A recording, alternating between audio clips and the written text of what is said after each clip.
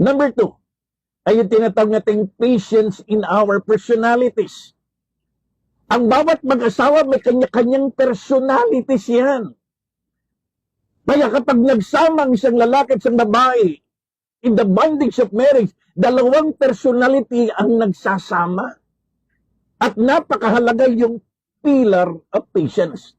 Anong sabi po ng Ephesians 4:2? Be patient, bearing with one another in love. Ang liwanag ng sinabi ni Pablo. Tayo'y maging pasensyoso at magtiisan at magtiyagaan bunga ng ating pagmamahal.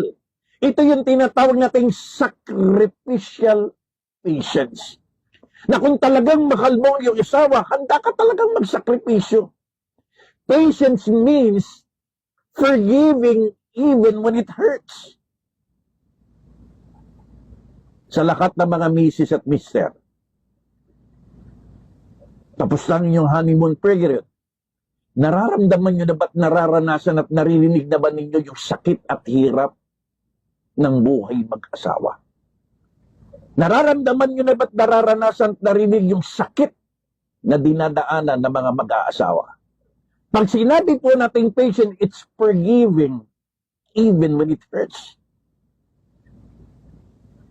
Listening instead of interrupting. Understanding instead of resentment. Ito yung tinatawag nating patience in personality. Ito yung tinatawag nating sacrificial patience.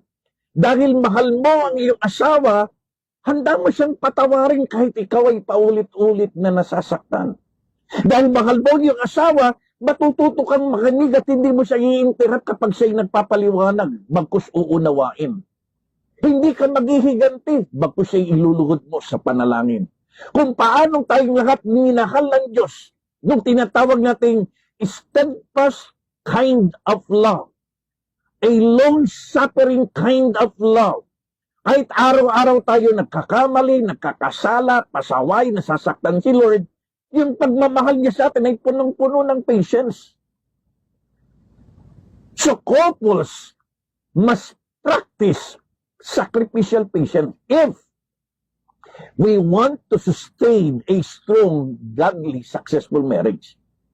So sa lahat ng mga mag-aasawa, kung nais niyong masustain isang matatag, matibay, masaya at buo at matagumpay na pagsasama ninyo bilang mag-asawa, you need to practice sacrificial patience.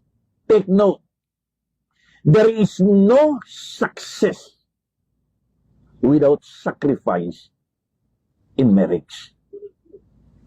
Hindi kayo magtatagumpay bilang mag-asawa kung hindi kayo handang magsakripisyo sa isa't isa. Amen.